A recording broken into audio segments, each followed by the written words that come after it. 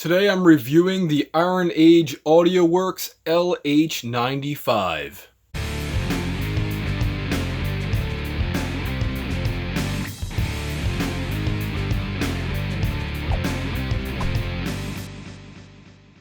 The LH95 is based on the Siemens, or Simons, I'm not really sure how to pronounce that brand name, W295b equalizer. So it's a 3-band equalizer with a high and low pass filter. It has a proportional Q midband so that if you mess up and you're recording with this, when you go to mix, you can fix it.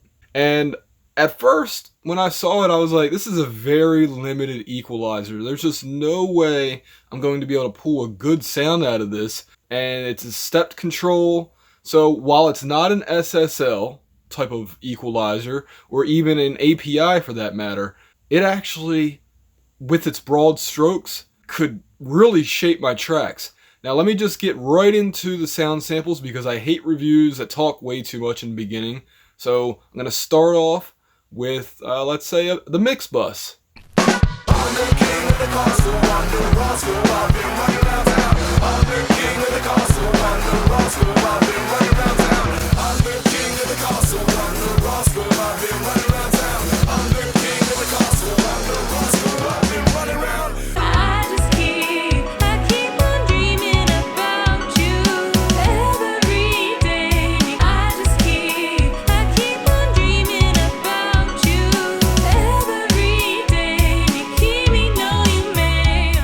On the mix bus, I thought this equalizer sounded absolutely fantastic with just little increments because obviously during mastering you don't want to equalize things too much, and that's thanks to the Baxandal design on the high and low shelves.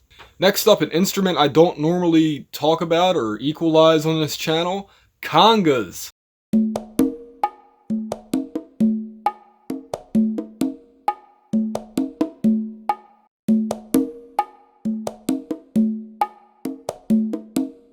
I don't know about you all, but I thought the Congas really came alive, sending it through the LH95.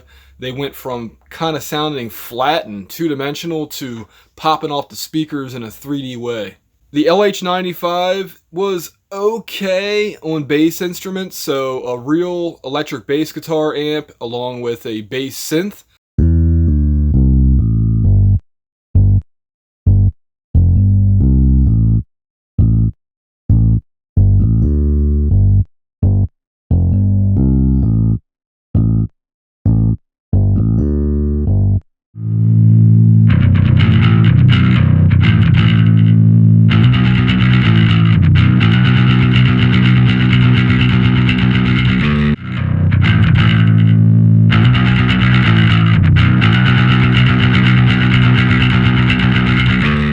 Again, the LH95 did okay, but I just would not prefer it for bass instruments. However, on acoustic guitar, on clean electric guitar, it sounded excellent.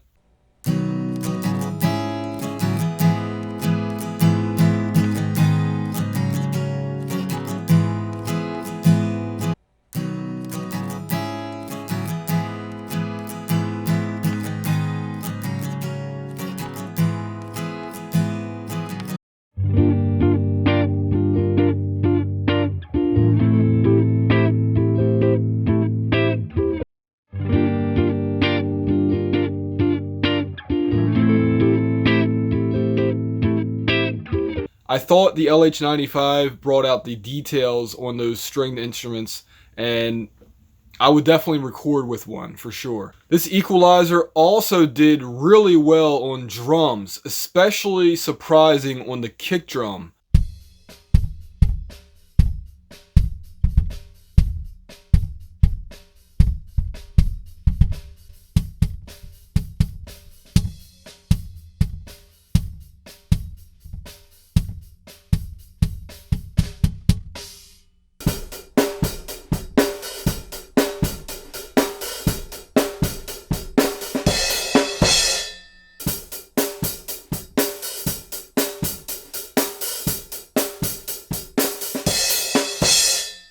Not as smooth as some equalizers, but not really brittle either. It's just kind of like that in between where it's pushing on becoming bad, but for some reason it doesn't. And maybe that's the inductor design. I'm not sure.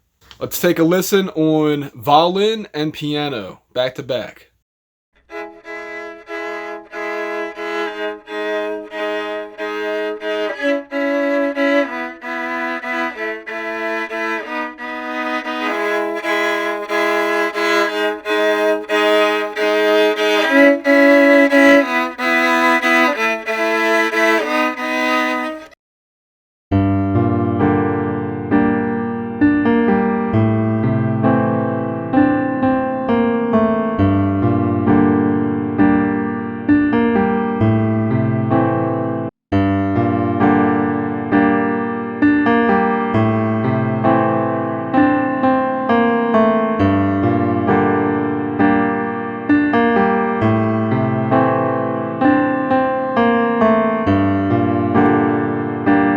Again, also good. Very, very good. I would definitely use this if recording piano or violin. So unfortunately, because I've only used the LH95 remotely via Access Analog, I can't really tell you about the build quality, although I can tell you other people who have the actual equalizer said it's just fine. My only issue is it only has a 1-year warranty. So for professional level gear, I prefer to have at least 3 years for the warranty. But again, at a price tag of $625, well, you have to kind of take your misses on that one. But as far as the way it sounds, I love it. Again, it's limited on what it can do, but when it works, it does work well. And for the sources that I already told you guys that sounds good on, I would recommend at least trying it on those. So would I personally buy this as my first equalizer? No.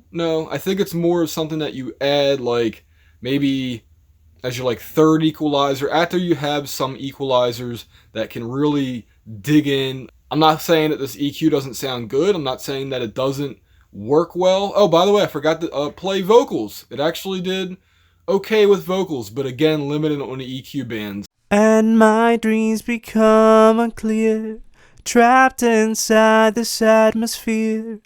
I'll let you know that by tomorrow I'll be. And my dreams become unclear, trapped inside this atmosphere. I'll let you know that by tomorrow I'll be gone.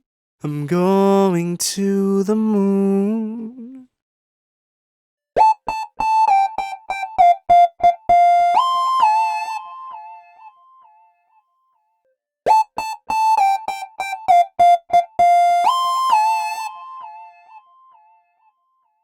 In conclusion, this piece of hardware, for its relatively affordable price, it doesn't have a lot of noise. It has a good tone to it. It really can deliver in areas that I didn't think it could deliver in. And because it's limited to 3 bands plus the low and high pass filters, it's very quick to work with, like an API equalizer. The controls are stepped, so you can recall it quickly. My only issue that I ran into it with is that when I had an extreme boost on the low end, the matched pair that's up on Access Analog does not match exactly. So I would have to correct that when I'm mixing. But besides that, it matched pretty much perfectly with all the other times, but just not extreme low end boost. Again, would I buy this as my first equalizer? No. But is it useful? Does it have a somewhat unique sound that is bright and adds liveliness and dimension to a source? That's where I think it shines on, and that's the reason I would tell you to buy it if you're in the market for a new equalizer and you're not happy with the ones you already have for whatever reason. If you want to add life to a source that doesn't require a tube, so it saves you on the electric bill, then I would definitely check out the Iron Age Audioworks LH95. If you like this video, you know what to do. And also share it and add it to playlist and comment below, even if you want to say hi and all that good stuff. Thank you all for watching. Peace.